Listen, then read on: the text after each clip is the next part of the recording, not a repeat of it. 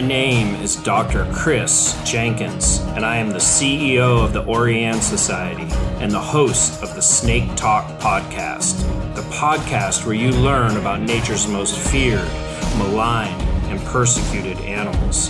I invite you to listen to this conversation, and maybe you'll find that what you perceive as fear is actually rooted in a deep fascination.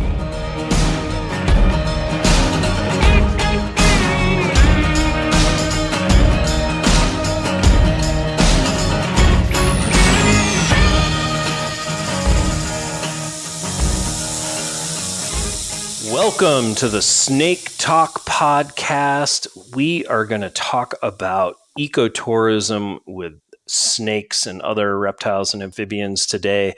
I've been involved in ecotourism around the world, either, as somebody going on a trip or oftentimes, kind of being the person who helps out by bringing along reptiles or amphibians as part of the experience for the people on the tours. But I would say that most ecotourism globally is either focused on other taxonomic groups like birds and large mammals, where reptiles and amphibians would kind of be almost secondary, or they're focused on places, but there's very little real focused ecotourism on reptiles, amphibians, snakes.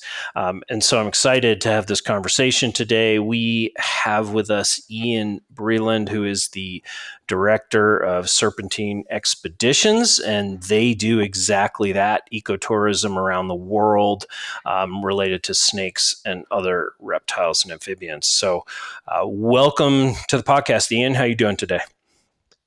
Hey, Chris, thank you so much for having me. I am really excited. You'll have to excuse any dead brain from me. I just got back last night around 1 a.m., so I'm caught up on sleep, but I'm excited to do this. Where'd you get back from? We were in Suriname for a better part of a month. Oh, one of my favorites.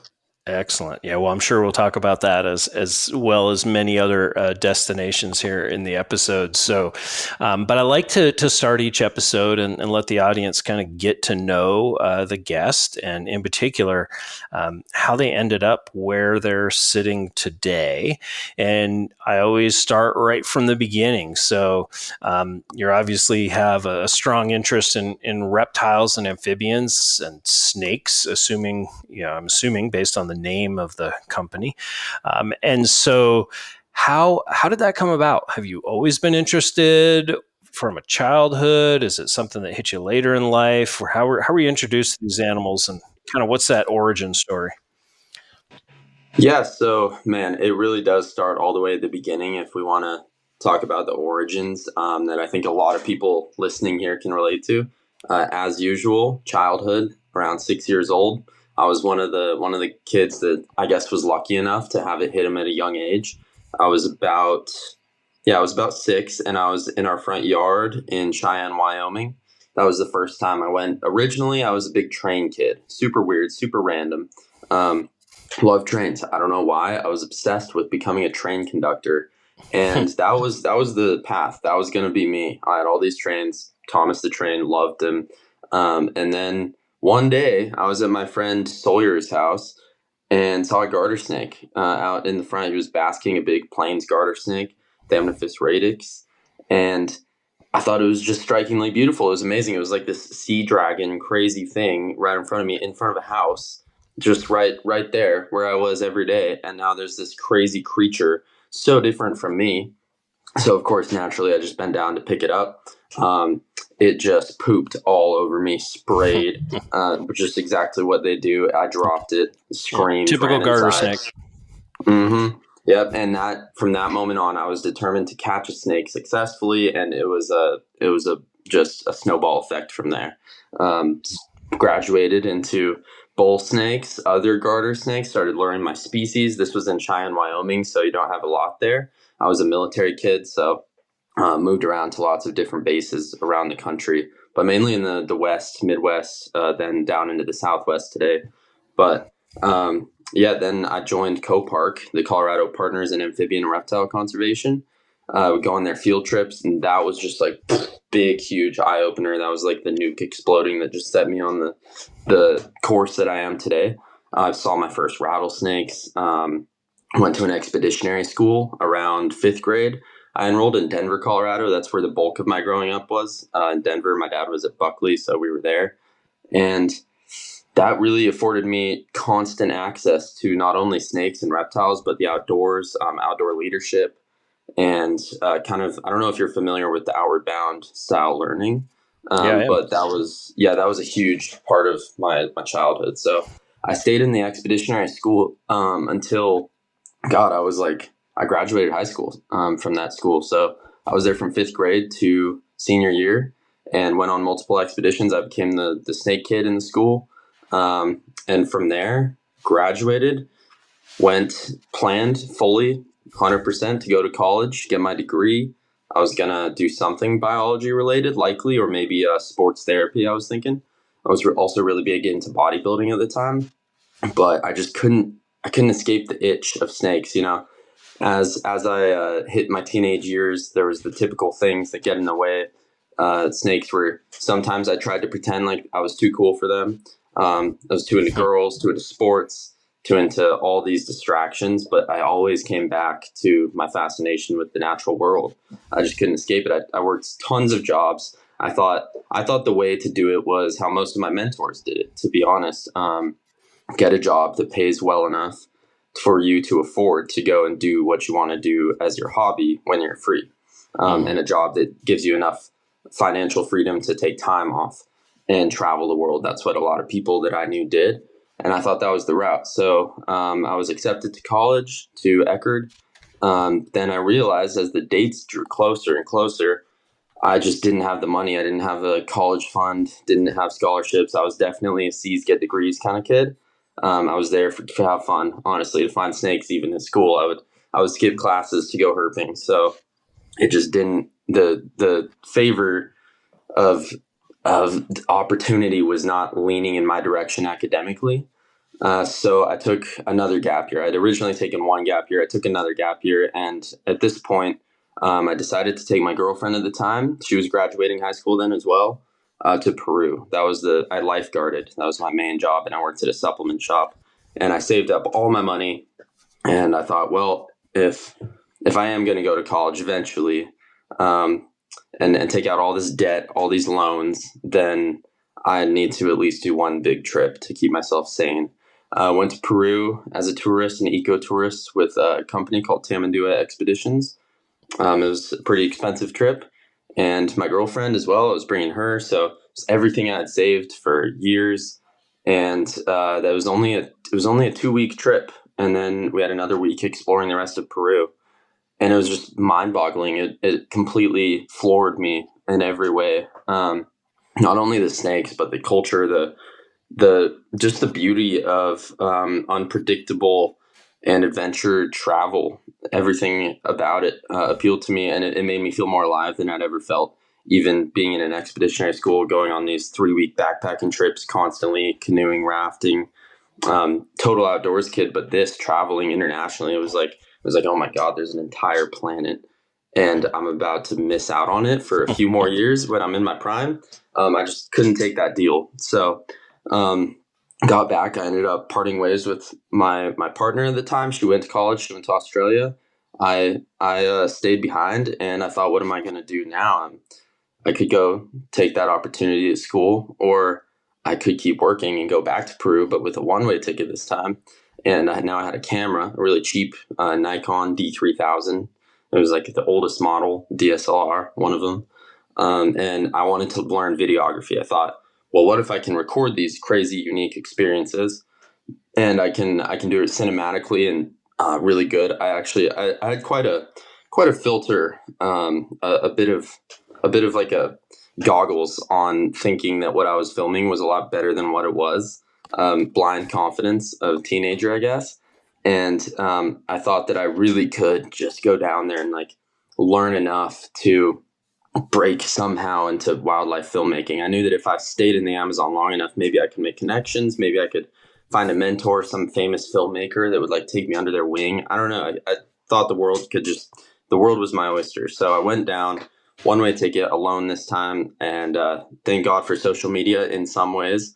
I hit up just about every single nonprofit in that region, the Madre de Dios region of Peru, asking them if I could please just film for them, do conservation content, whether they're doing wildlife rehab, wildlife rescue, research, doing transects, they're doing all these different things. And I thought if I can just document that and make some sort of film, find a story to tell, maybe I can put it in a film festival or take it to someone that will give me a next step. And one place responded out of maybe 30 to 50 messages I sent. One place was like, they were young at the time. They were small. Today they're huge. And they gave me a shot. They were like, yeah, you don't have to pay if you just come down, and your payment can be that you film for us and we will let you go out and herp on our land. They had a huge reserve, essentially. It was a few hundred hectares at the time in the heart of the Amazon. So the idea was by day, I filmed for them. We're filming jaguar, ocelot, margay, rewilding projects, which is very interesting in itself. And then at night, I would go herping, and I just sucked in everything. I would find my first blunt-headed tree snake, which to me was like groundbreaking at the time. I would find my first northern cat-eyed snake, and then I graduated into like rainbow boas, and I was finding the microhabitats that these animals prefer.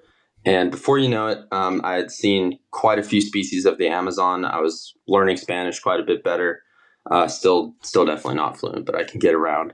And I felt like the Amazon was my second home. So from there, I went home and I decided college is not for me. I had quite improved my videography skills. I wouldn't quite put it at the filmmaking level at that point, but it was certainly videography that could get me places. So I started marketing myself. I opened a small LLC to do videography back home to pay the bills when I was home and save up. So I was filming weddings, worked for a small hunting show where we would go hunting for elk, deer. I had a friend of mine. He was a former boss from the supplement shop. He had shut down his supplement shop and taken all of that money. He had sold it essentially and liquefied all of the assets and took it to make this hunting show. And he hired me and helped me develop my own film career through that hunting. And we traveled the world hunting for the next 1 to 2 years. And by then, I was pretty immersed in conservation, filmmaking. I had a pretty big resume, and yeah, I don't know if you want me to continue the story there, but no. You catch your breath. Yeah. I've got a million questions. So let's go back. So you talked about this expeditionary school. So this is essentially like, it's a school that you go to where you learn all your regular core courses, your English, your math, and so on. But there's this additional component of these expeditions. Sounds like outdoor recreation. You mentioned kayaking, probably things like mountain biking, whatever it might be. Is that what that school was like? Yeah, it was. So of course you have to meet the state requirements, right, for an actual school. We had to take standardized tests every year. I think it was CSAP in Colorado, and then like PAWS or something. You still had to pass all those. You still had math. You still had science, humanities, economy. But all of those things, the way that we learned a day-to-day basis was hands-on learning, and we had a different grading schedule. So you'd have like A for accomplished. You'd have B for beginning. B is basically like an F. An A would translate to an actual A in real life, and E would be an A plus. E meant exemplary. It's a very interesting grading scale. And then in between this hands-on learning, then we would maybe 4 to 5 times a year, we would take expeditions, which would be related to our coursework. So like when we were studying in 5th grade, we were studying the Lewis and Clark expedition. So we went and did a portion of what Lewis and Clark did, a very small portion. It was a 3-week trip canoeing down the Green River in Utah. And of course, I saw plenty of snakes. I was threatened with suspension multiple times for picking them up. And would happen over and over and over.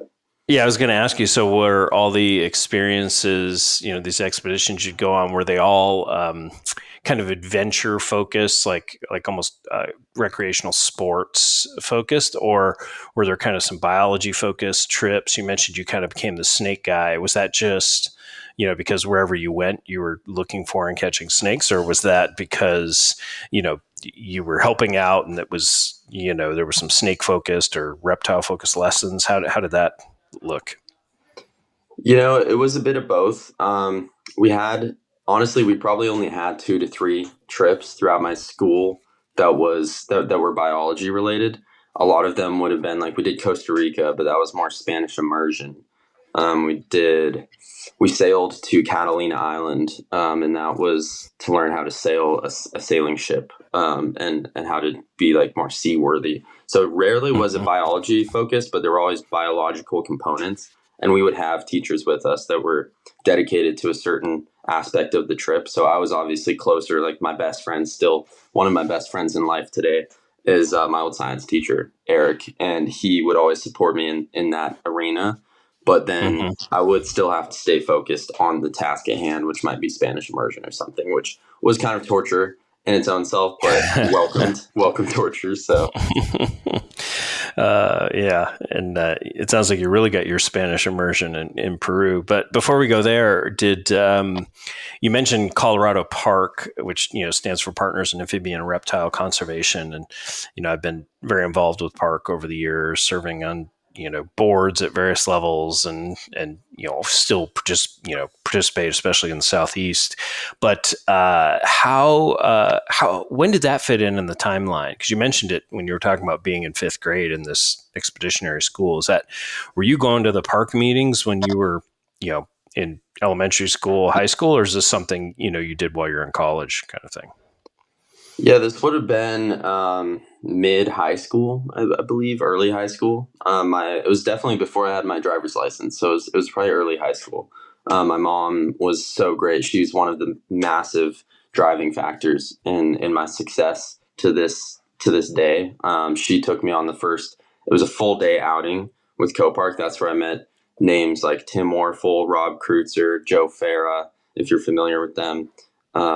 And they just kind of took me under their wing on those trips, and that's when I saw my first Central Plains milk snakes, my first smooth grain snakes, um, my first common garter snakes, which are not all that common in many parts of Colorado. That was a crazy thing for me to see a garter snake with red on it. So Mhm. I just learned so much about the actual biodiversity and herpetofauna native to where I lived through Copark. It was huge. Yeah. And then so you when you went down to Eckerd, Eckerd's that's in Florida, isn't it? St. Pete area, maybe Tampa, somewhere in Yeah, there. yeah, St. Yeah, Petersburg. yeah. So um, I may have missed it, but you said you were kind of a C student, ended up eventually going a different route. But did you go to Eckerd thinking that you would study to be a biologist, or were you focused on studying something else? No, so yeah, that got kind of muddy with me explaining so fast. I actually didn't go to Eckerd. I was accepted to Eckerd, and that's when I Ah, started seriously looking at the bill that would bring upon me, gotcha. and I Okay. realized it was completely unrealistic. I didn't even apply to Eckerd thinking I would get in. I had applied to many lower like community college level schools. Interestingly, I didn't get into most of those, but Eckerd accepted me. Maybe because they're more outdoors environmentalism focused. And they're a great school for that. I have a lot of friends that went there, but I just couldn't foot the bill. There was no way, not Gotcha. without going several hundred K in debt. So that was the year when I was accepted. That was the year I decided not to go the route of college. I got you. When you said you took a second gap year, I thought you had gone to Eckerd for a semester, a year, or whatever it was. And I'm like, I need to take another gap year. But so you went down to Peru. That's an exciting place. I've spent a lot of time in Peru over my career. It sounds like different parts. I was mostly up in the mountains in the Andes. But but yeah, and so um, let's get to kind of the. I think we're about there in your story, but if there's more, please fill it in. I want to talk a little bit about this Serpentine Expeditions, and what I really want to talk about is the origin. Like, how did you've had this sounds like lifelong interest obsession with snakes and reptiles, and very young age, you're engaging where most people that age wouldn't, doing things like going to, professional meetings and meeting biologists. And, you're at this interesting school where you're able to go on all these adventures. And then, you're learning the videography part, and you're filming in a variety of landscapes and outdoor recreation and conservation. And you've got all these components that you've kind of built over the years. When and how did it come together around creating your company?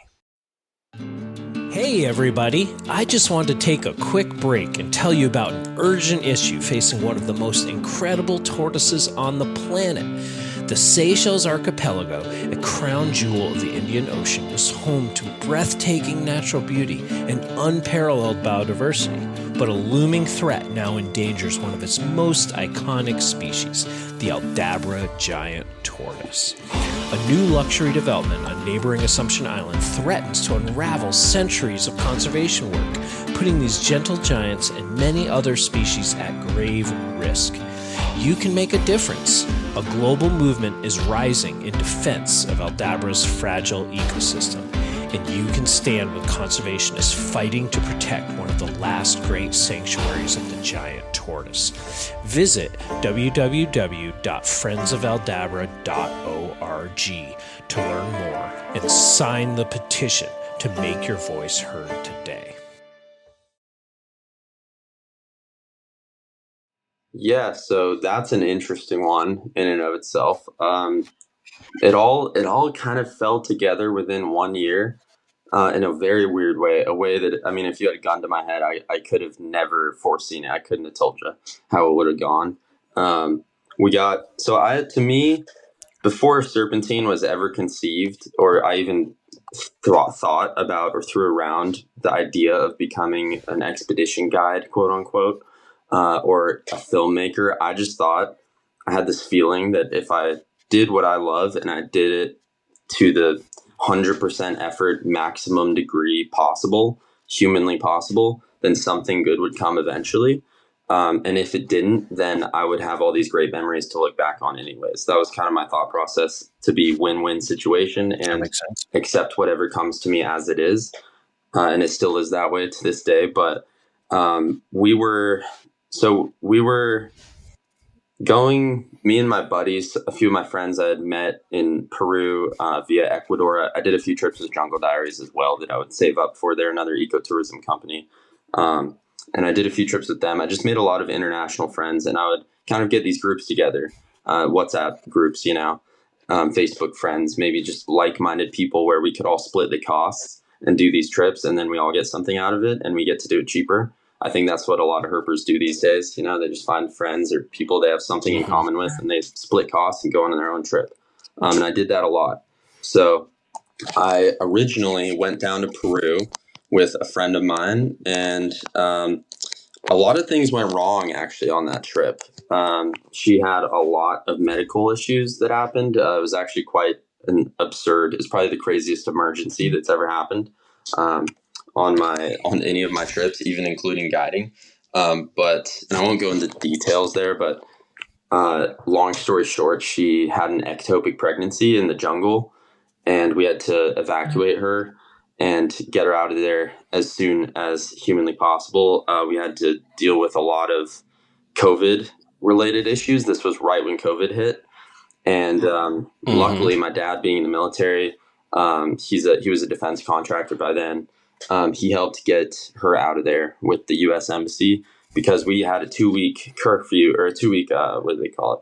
The quarantine in Peru, and you weren't allowed to leave the area. Once you were permitted to go into Peru, you weren't allowed to come out until you had quarantined, quote unquote, where you were going for 2 weeks. And so we had to work with the embassy to get her back. It was very stressful. Overall, horrible trip. I found the least snakes I'd ever seen. I had the most stress going on. She barely made it out. She had emergency surgery right when she landed, taken from the plane straight to the hospital. But she survived. And I thought it was a loss. But I had like maybe 4 snakes I'd found on that entire trip. And I get home, I just wasted a ton of money. My friend is in the hospital. Things were not looking great. And over the next few months, I just randomly had nothing to post. I posted some videos on social media of this, in particular, this parrot snake I'd found, a black-skinned parrot snake, really beautiful. And it was just a very simple video. I didn't think it was anything fancy, of me catching a parrot snake in a swamp at night. And then I pick it up off this tree and I talk about it, about what it is, how it's the most beautiful parrot snake in my eyes, and then I let it go. And that was it. And then the next day I wake up to a bunch of views, a bunch of comments, and a bunch of messages. One in particular from a guy named Forrest Galante. You're probably familiar with him. Who we don't have a relationship anymore. We don't talk. A lot of things went south with that guy. Typically a good rule of thumb, I'm guessing you would agree, is the more followers someone has, the more shady they are. And that rings especially true with a lot of people in the conservation community. But at this time, he was a huge figure for me. And he was someone that, for me, was a great foot in the door to get more opportunities. So I see this message from him, and he's like, "Hey, Ian, love your stuff. Love this video you just made. I'm looking to make a network, something kind of like Netflix, but for outdoors enthusiasts. And we want to have a herping show on there. And what would you think about receiving a budget, if you can pitch me something that my team likes, to create like a low budget, short form field herping series that we would put on our little outdoor and adventure." It was called Network. And it wasn't even up yet. It was a website. He said it would be up within like 6 months. And I jumped at it. I made this whole pitch deck like I was going to pitch something to Netflix. I made a cost sheet. I made all these ideas for episodes, and I went full blown. I asked for like 10K, and he approved it. And the thing is, this is where the first red flag came up. He said, our legal team is still dealing with getting finances ready so that we can actually finance our creators and get you guys out there doing this stuff. So if you want to film, you should, and we would love for you to start producing this, but you're going to have to foot the bill for now. And then you just keep track of everything, and we're going to get you back before this show airs. And so I'm like, okay, great. This is Forrest Galante, dude. This is epic. Let's do it. So I get all my friends, at this point, still COVID, and I was on unemployment. I didn't have a job. I had been, the supplement shop I worked at had been liquefied. My buddy that hunted, he was taking some time off trying to save money. He had a whole family to worry about. So I was receiving like $400 a week, I think, for unemployment. And that's more than enough for me to travel. So I got my buddies, and I reached out to my business partner, Michael Ring, who I think you know, currently now with PHS. And he seemed like the perfect fit. He's very kind of quirky, hilarious on camera, good on camera, more of an all-around animal person, but he was really interested in getting involved with herps and reptiles. So I figured, and he did some camera stuff. So I figured I would bring him on, and we just became this kind of ragtag team that traveled all around the country. We did episodes in Arizona, Colorado, and then California, and then we moved on to Guatemala. We did Peru, which I'll come back to that in just a sec. We also did Ecuador. I did Ecuador on my own, and I think we did one more. I can't remember, but Peru. This is where Serpentine comes in. So Peru, I'm going down for that final episode in Peru. It was actually going to be a 2-part episode, and we're basically just going to herp around, have fun, and make educational content. We wanted it not to be sensational. We wanted educational, but we also wanted it to remain exciting. So very hard these days, especially now with social media, to make something exciting and thrilling that really retains audiences, but is not sensational. So that was our struggle there. And we went down, we did it. But while I'm going down, I'm in the airport, and I receive a call from my buddy, Paul Rosalie, who wasn't really my buddy at the time. I don't know if you're familiar with Paul Rosalie, maybe? I don't think I've met him. The name sounds familiar, but go ahead. Yeah, he's a big kind of wildlife conservationist in Peru. He owns one of the biggest preserves there. He directs it, Jungle Keepers. And they protect the Los Piedras corridor, which is a massive corridor that was previously unprotected between Manu National Park and Tambopata Reserve. And it's this huge, huge area, swath of land that was just being chopped down, logged. and other parts of it mined for gold illegally. And he protected it, and they run tours there. And that was where I had originally gone down to Peru, who I had gone with, and where I had gone. It was Tamandua Expeditions on Jungle Keeper's land. And he knew me as just a previous client that was interested in cameras and loved snakes. And he was like, Ian, I know you don't know me. I don't know you, but I hear you're coming down to Peru to film something. And I have an investor coming, and we have a whole trip with like 10 people, but I can't run that trip with them because I need to show this investor, like a billionaire. I need to show him a good time so that he invests and we can expand our preserve. He's really interested in doing big conservation moves down here. He's a game changer. So I need to show him a good time on a personal private tour, and I don't have anyone else. So would you be willing to stay in Peru longer and guide for me on that week? So I was elated. I was my jaw dropped, completely taken aback. Of course, I changed my flights. I stayed down. We filmed our show, but then I stayed for another 2 weeks or so, and I guided for this group. And from then on, I was taken under Tamandua's wing as an expedition guide. They gave me many more trips. I still work with them, completely separate from Serpentine. That's why Serpentine does not operate primarily in Peru anymore. We operate in the Amazon, but we do Ecuador and Suriname. So Peru, I remain with Tamandua, and I love them. They're incredible. They taught me a lot, almost everything I know about guiding, all the weird nuances and the other technical skills that you would really like to be able to apply in that field. So that was great. Then I come back, we edit all this. Take about a year to produce I think it was 10 episodes of Serpentine. And by that point, Forrest has ghosted me. He's gone. And I finally got a hold of someone from his team. And they just said that, yeah, the financing fell through. The lawyers fell through. We went a different direction. We're not going to make that network. And sorry, but you're going to have to foot the bill. We have no money to give you. So we're like, shit, and turn around. We look at each other. We don't know what to do, me and my buddy Mike. So the best thing we could think to do was pitch. We had the show. We just pitched it to every platform we could find. There's a lot of streaming networks out there. And eventually we finally found one that said yes after dozens and dozens of no's and people telling us it was terrible and horrible, which to this day, I understand. I do understand why it would totally not be acceptable on most platforms. It's a very low budget. We really didn't know what we were doing. We were just having a good time doing it. But one place did say yes, and it was Carbon TV, which is an outdoor and adventure kind of network. So we still have the show up on there now, and it's one of the highest rated shows on there, but we never made more. We didn't have the funding, right? So since we lost all that funding, we just had no money to make more. We would have loved to, but we didn't. So we had the name, we had the logo, the brand, we had the company, the LLC, but we didn't have anything to do with it. So that's when I was now an expedition guide. Mike had previously guided in China. He lived there for 2 years. He had been a panda tour guide. So we both were like, well, let's make it an expedition company, maybe Serpentine Expeditions. I kind of like the ring of that.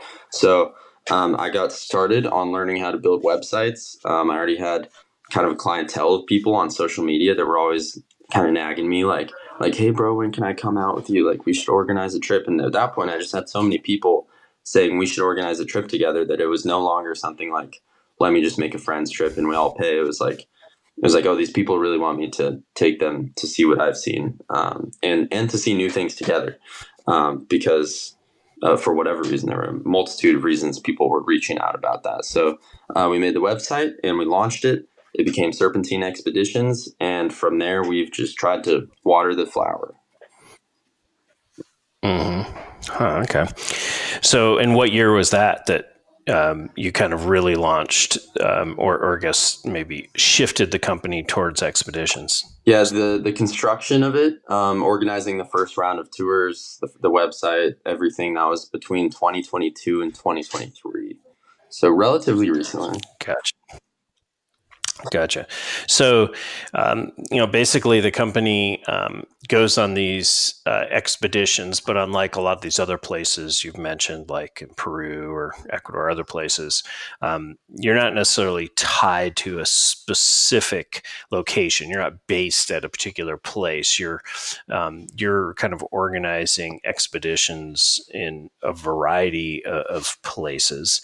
And so let's maybe talk about that a little bit. What are talk about destinations that you go to, and kind of maybe how you determine where to go. And are there certain destinations that you return to every year, or are you kind of always finding new destinations? What's that kind of destination picture look like? Yeah, for me, like the beauty of all of this, of everything I do, even outside of snakes, is just new experiences. So anything novel to me is something worth living for, and that's the reason I do all this. So always I'm looking for new opportunities, new ways to build our itineraries, make them better, make them more efficient, of course. But also expanding our horizons. So I try at least 2 to 3 times a year. I try to organize scouting trips before or after a trip. Like this previous Zimbabwe trip, for example, we typically only go to Victoria Falls. In the past, we've done that 4 times, and we do that. It's awesome. It's great. You get to see almost all the big five of Africa, minus rhinos. Those are not in Victoria Falls anymore. And then we, of course, are herping the entire time. So it's an incredible place, but it just didn't feel like we were getting the most out of Zimbabwe, because Zimbabwe is a dynamic, highly evolving country with a ton of history and culture and so much more to offer, so many other biomes and species that were outside of Victoria Falls. So we opted this time to stay another 2 weeks and road trip through the entire country, all the way through Bulawayo to Harare to the Eastern Highlands into the Hondi Valley. And now on that side is the near coastal, almost coastal, on the Mozambique side, rainforest. And that's where you can get the gaboon viper, you get green mambas, you're looking at forest cobras, vine snakes. Whereas over on Victoria Falls, they consider that a semi-brittle environment, or a dry forest savanna. So it's a very different feeling, complete opposite. But now we're able to make contacts and networked with a lot of people that are doing herpetology related things over in the Hondi Valley. The very few people that are, at least we organize with them. And we're able to offer now the itinerary add on to not only go to Victoria Falls, but then fly over to Hondi Valley and search for completely different species, but in the same country. So to me, that's the beauty of it, is doing the new stuff, exploring, finding new places, making new friends, seeing new faces, all of that. Yeah. So you have places like Zimbabwe that you go to year after year, but even within Zimbabwe, you've branched out and kind of explored other places. So what are some of the other destinations? So it sounds like Zimbabwe is one that's kind of always on the docket. Where are some of the other places that you take expeditions to? So we go to China. We did China this past year in 2024. Very hard. We're still working out the logistics to actually bring clients. This year was just guides that went. It was me, Mike, and our affiliate, our friend Jaime Calabras, who's an incredible guy, awesome scientist in Ecuador. He's a Spaniard. And he came with us. That was great. But we also do India. India is huge for us. We just added on this year to India. We added on the Thar Desert and Rajasthan. So again, we're going from like one extreme to another, which I love. And it seems like clients really love that, going from like cold, sopping wet, torturous jungle in the Western Ghats to a dry, beautiful desert up near the Pakistan border. So that's really fun. We also do Sumatra, Indonesia, and we do Komodo, Indonesia, and we do Suriname. We also do Mexico. We are doing our first trip this year, organized with a couple of my buddies as well. We like to collaborate a lot. We're very open to collaborations.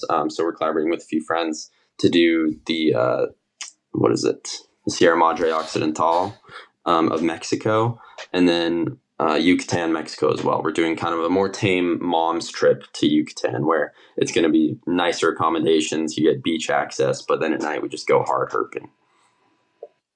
Yeah.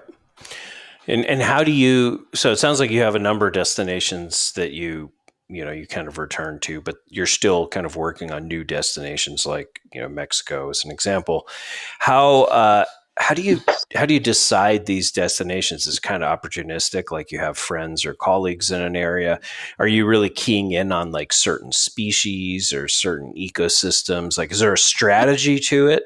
And if so, what is the strategy to developing, these destinations, or is it, largely opportunistic in a sense? Yeah, it's really a major blend. But at the same time, if there's a place that we really want to go and we think there's not necessarily not only a market there, but there's untapped potential as far as experiences, novel experiences we can offer other people there, then we're gonna try our best to make it happen, even if I don't have contacts there, such as Iran. We're doing Iran hopefully next year. That's a whole nother story. But we really look for biodiversity. Like, what's the biodiversity number there? What are the key targets there that people are going to want to see? And what's the abundance there? So, quality over quantity for sure. But we also do, just being a company, being a business, which is something I've had to learn and just remind myself over and over. We do need to take into account, how easily can you find a target within 10 days, within 7 days in this area? Is it possible? Is it realistic? What's the type of work that's going to have to be put in? So there's a few places that, unfortunately, for now at this point, they really just are not realistic, such as Mengshan Mountains in China. We went into Mengshan, and that's a dream. Like, what we would absolutely love and die to offer an itinerary where you can go to China and you have someone that's able to give you a fighting chance to find one of the rarest vipers in the world and the most beloved vipers, the Mengshan pit viper. But we went and we tried and we tried and it took us about 5 days just to find the microhabitat that we thought might be viable for the snake.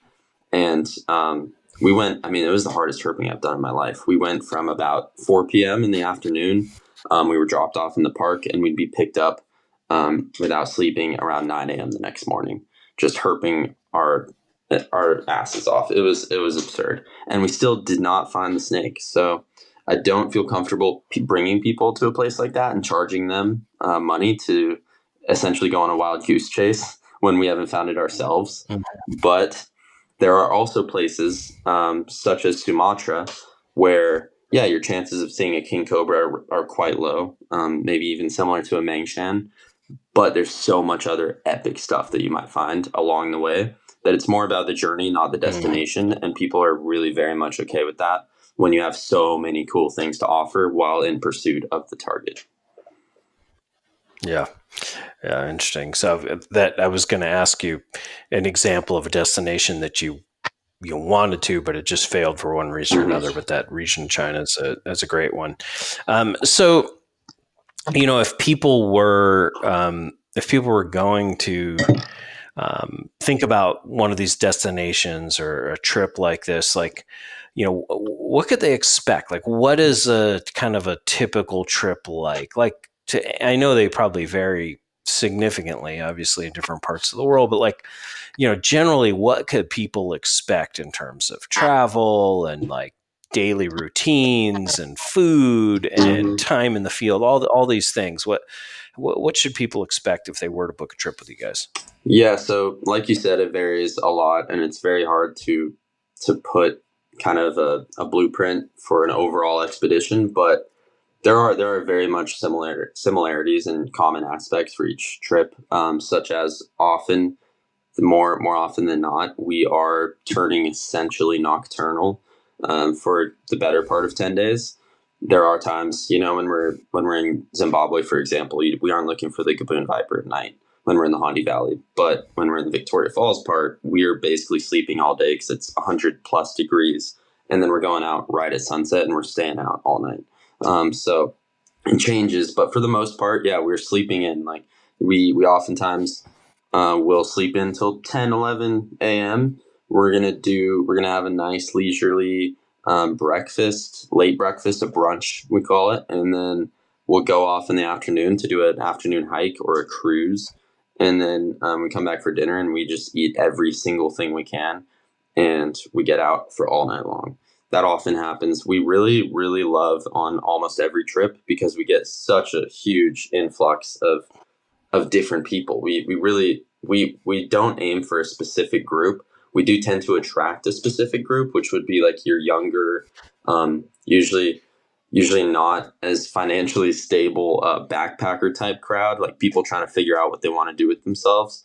Kind of like me, 4 or 5 years ago. We do attract that crowd, but we also get people in their 70s. I think the oldest person we had was in their 80s, lower 80s. We get moms, we get dads, we get people bringing friends that have never heard of herping and they wanted to do something weird and crazy for graduation. All kinds of stuff. So we really try to offer an inclusive experience for everyone, no matter where we are. One big thing we do that I think works great is we tend to in the places where we're hiking heavily, we tend to do like a smaller loop every night where we will go out, say right after dinner, 7:30, 8 p.m., and we'll maybe hike for 2-3 hours. And oftentimes we'll see quite a bit in that first hike. Hopefully we do. And then we'll come back, and anyone that's tired gets dropped off. They can come back and go to sleep. And then we go out for the more hardcore people. We're going to go out all night long with them, or for 4, 5, 6 more hours. And that model tends to work really well, whether it's daytime, nighttime. But that's why we also bring a lot of local guides, people that are from the places where we operate, because as much as I would love to call myself an expert on every single place that we go, that would be a lie. About a lot of the places, I might be an expert with some species. I might have more experience across the board herping than a lot of people that are helping to guide local guides, but I'm not going to know, don't touch this plant. It can kill you. Don't go over here. That's like fresh scat from a tiger, stuff like that. So. Mm-hmm. So what, are you guys typically camping? Are you typically staying at some form of a lodge? Does it just vary so much site to site? But what are kind of like the living conditions on these expeditions for people, and the food and that side of things? Like, how do you guys usually run that? Yeah, I would say 99% of the time we are in a lodge, and we're in actually pretty damn good conditions for the scenario. Africa is probably our best accommodations. Everyone there typically we usually don't have a group bigger than 6 to 8. So everyone has their own room, often even their own cottage. We even have hot water there, which is beautiful. But Suriname, for example, that's the 1% where about maybe 3 to 4 nights out of that 10-day trip, we are hammock camping. So you're sleeping in a hammock next to a bunch of other people that are snoring. And it sounds rough, but honestly, anyone that does as much hiking as we do, if you keep up with the hiking that we do, you're going to fall right asleep and just conk out for any amount of time that you're allowed to sleep. So it's usually not a problem. Yeah. It sounds worse than it is, but we do make that explicitly clear on the itineraries, because the last thing we want is someone not able to sleep in a hammock that goes on a trip where we are hammock camping. That's the only trip, though, that you're in a hammock. Sumatra, we have an eco lodge. We stay with Sumiko, the Sumatra Eco Project. They're a wildlife crime law enforcement agency and a wildlife rescue agency. They do a lot of anti-poaching. So we actually stay with them, and we also do anti-poaching stings with them, which is really cool. And it's kind of crazy that we are able to do that. The guy there is awesome, and he will literally take you on a raid to go arrest someone that is trafficking tigers, and he'll let you stay behind him while he has his AK-47. It's insane. So yeah. You mentioned I don't remember if you're talking about Zimbabwe or where you're talking about, but you mentioned 6 to 8 people. Is that the typical size for an expedition? Do they vary by destination, or basically what's the typical size of tourists who come with you? Yeah, the typical size I would say ranges 6 to 8 tourists plus me and sometimes Mike, sometimes local guides, always local guides really. But for example, our Suriname trip, we did 2 in the past month. The first one was 13 people. So that was big. The only reason I allowed that to happen is because I actually knew about 3/4 of that group from previous trips. We have a lot of repeat customers, people that will kind of go on one trip with us, and they might have the time of their life, an actual life-changing experience, or they might just enjoy it enough and it was easy enough that they want to come again. And they realize it's a lot easier to not have to plan this themselves. A lot of people are just financially free like that too. They don't mind spending that extra dollar to have someone plan everything and just show up and go. So we kind of have a running list of people that will do one trip and then sign up for the next and the next. And they just kind of go down the list doing what we offer and what appeals to them. But in general, we do not do 13 people trips. That one worked out. We also have a really, really good network in Suriname. We have people that essentially organize everything from the ground up with us. And we have multiple meetings leading up, and we decide locations and we just move. We have lots of cars. We have lots of resources. And as far as food, on every trip, we have a private chef. And it's usually, in these third world countries, especially, that's not a huge expense. So we don't skimp out on food because that's what's fueling us to find these snakes. And it's an essential thing. So we don't just go to grocery stores and get ramen. Besides China, that was the exception. Then we are having like really, really good food. Everything from local food to total complete cookouts. Hey everybody, I just wanted to take a break to let you know that you can stay connected to the Oriane Society by signing up for our monthly newsletter. Be the first to receive exciting updates on reptile and amphibian conservation, from the latest news and staff blog posts to exclusive announcements like upcoming Snake Talk podcast guests. Go to our website at www.oriane.org and sign up for the newsletter at the bottom of our homepage.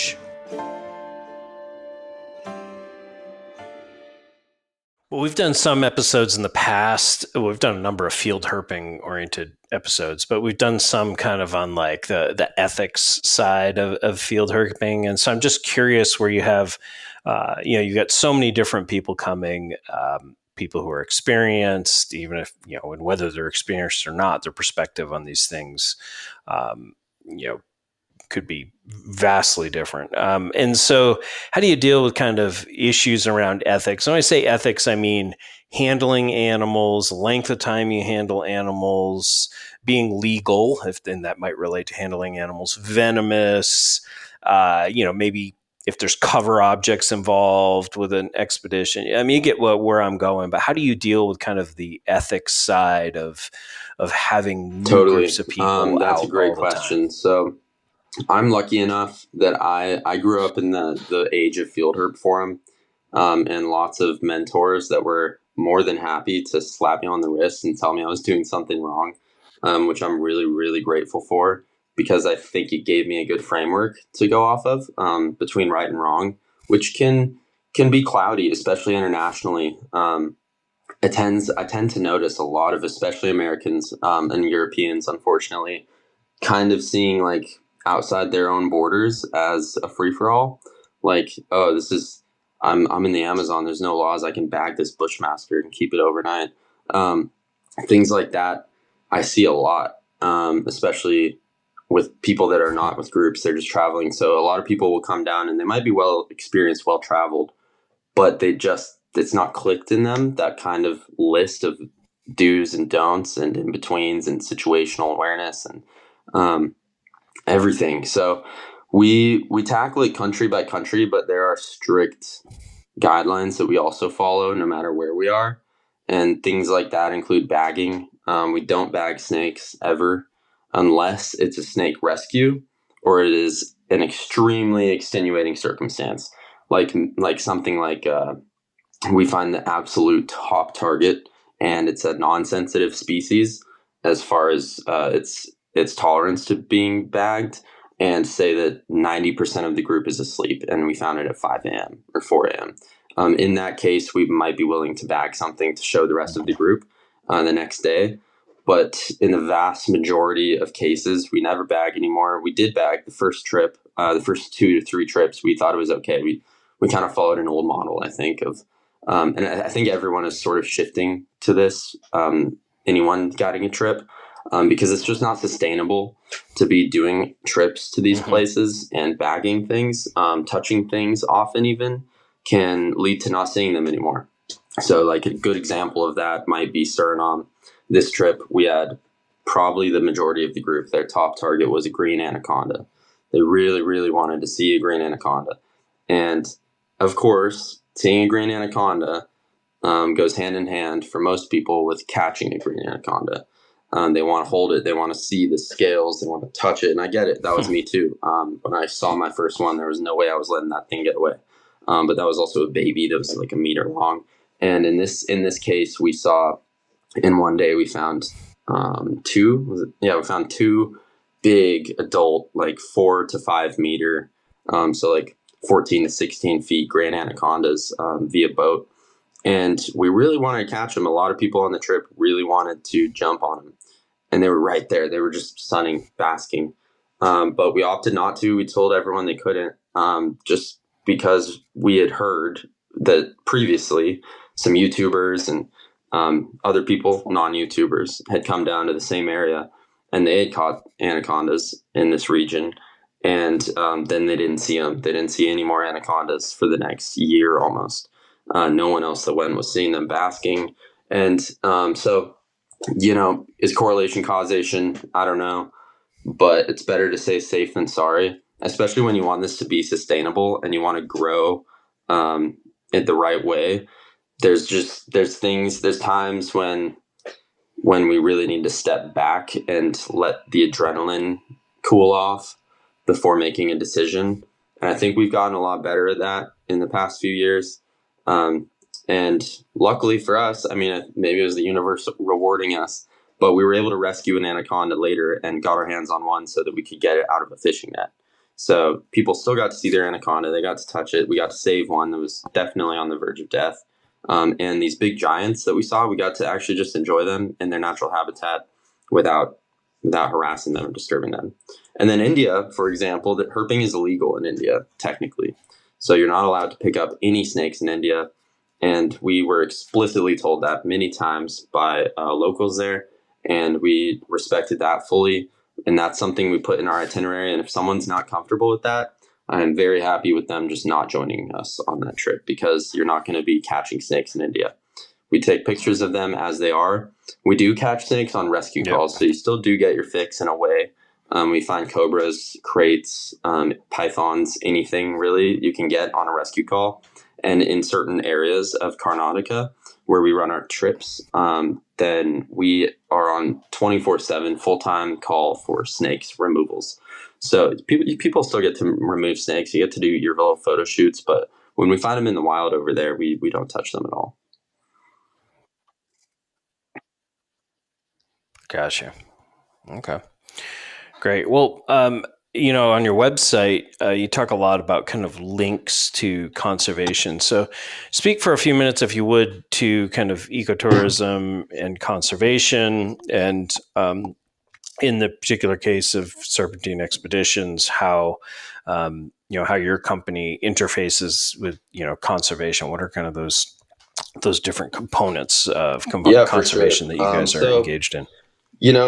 It's a very evolving thing, and it's something that I'm constantly asking myself about, trying to, I guess, kind of, I'll ask that same question to myself, like I'll tell myself to give me bullet points on what we've done that actually could be considered conservation, at least a few times a year, because it's very easy to get carried away with just the adventure, the awesomeness, the coolness of the snakes and how great they are. But that's not why we started this. The real reason we started this was to make an impact on conservation.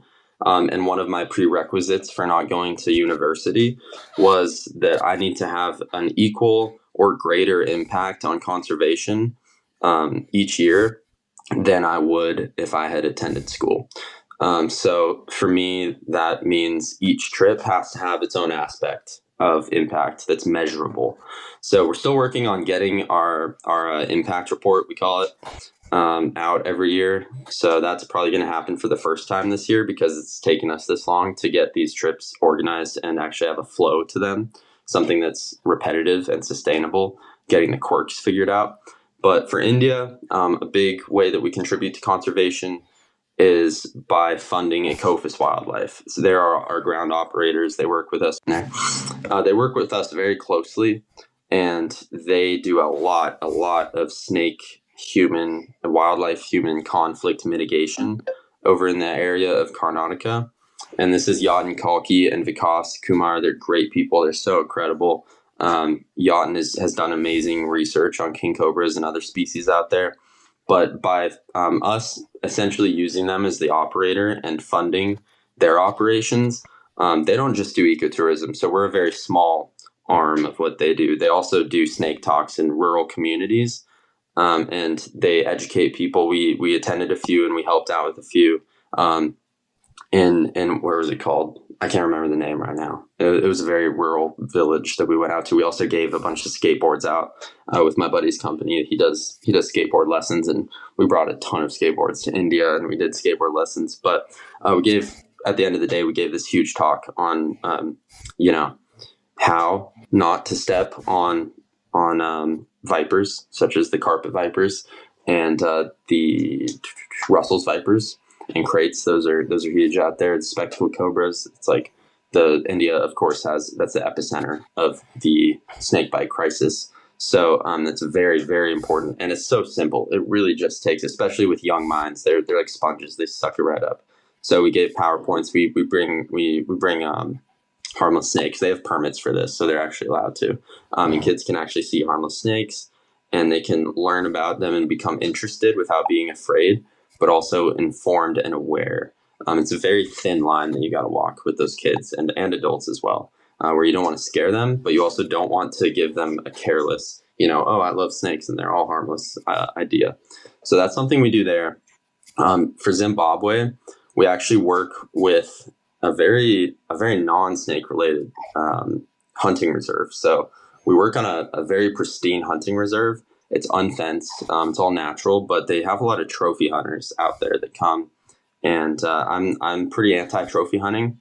I do love hunting. I love elk, deer hunting, hunting for meat, something that you eat, but very anti-hunting for anything that you're just killing to kill it. And unfortunately, their primary income out there for our guides, our drivers, all of our friends out there, their reality is that they get their paycheck from trophy hunters that they're taking out to hunt elephants, even lions, leopards. So when I first started this in Zimbabwe, I reached out to them and I just said, charge us what you would charge a trophy hunter to take them hunting, but without the tag, right? For like hunting an elephant, that's the expensive part that people are paying like $50,000 for, $20,000 for. But they aren't getting that money. The government's getting that money. So they were okay with it. They didn't mind. They're getting paid the same just to take us and essentially just keep us safe and drive us, give us security while we look for snakes. And that works really well. So we've changed their mindset into valuing the land, which is pristine because they have to keep it pristine so that this megafauna will wander naturally onto their reserve so that they can hunt them. So that means the microhabitat is just out of this world. We're able to herp in Zimbabwe in the best microhabitat in that entire region because they keep it so perfectly manicured through holistic land management, which if you want to look into that, anyone, it's the Africa Center for Holistic Land Management, ACHM, where we operate. And they do a lot of incredible work just to keep the land viable for megafauna. And they've now learned to value the little things like the snakes in the grass because that's a way that they can actually get income. And they never knew that. Sumatra is our biggest impact by far. That's where our money goes the furthest. So we pay around, so say we bring, I won't get too much into numbers, but say we bring like 6 people to Sumatra. We're giving our ground operators there with Sumiko, the Sumatra Eco Project, we're providing them with around $8,000 or so before their tips or any donations that people want to make, private donations, to do their wildlife crime law enforcement. They're not government funded. The government could care less about what they do. They just have the permits to do it. The government, basically the police, the law enforcement, they all just look at Bobby, the owner of this place, and they're like, if you want to save the wildlife, you do it, but you pay for it. We'll give you guns, we'll give you ammo, we'll give you permits, but you're the one that has to do it because we don't care. So He's always looking for money. He's always Yep. trying to expand his reserve. He's a really, really honest guy, full of Yep. integrity. I would trust him with my life, and I have many times. So we are so happy to always give him this huge sum, and it keeps him going year after year. It's by far the biggest donation that he gets is through Serpentine, and he actually just acquired this year. He acquired I think it was 4 or 5 hectares to build his own private wildlife rescue center, where he can actually build proper enclosures for leopards, tigers, even monkeys, orangutans that he takes from wildlife trafficking routes. And he takes them on raids, but then he often has nowhere to put them, so he just has to let them go. And oftentimes they're on the verge of death, and he's not able to rehabilitate them or rewild them, which is a huge process that I'm really not even qualified to talk about because I don't know much about mammals. But he does, and so we're able to give him the resources to do that. And yeah, I could go on, but yeah.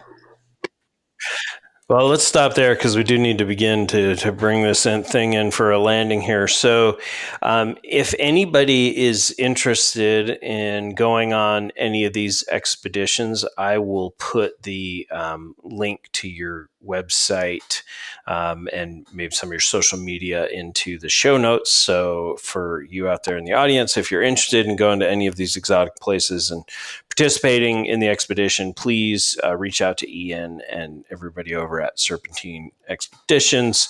But before we close out here, Ian, I like to have all of my guests tell me a snake story. So do you have a good snake story for us? I do. I have a pretty interesting one. Yeah. So this is recent.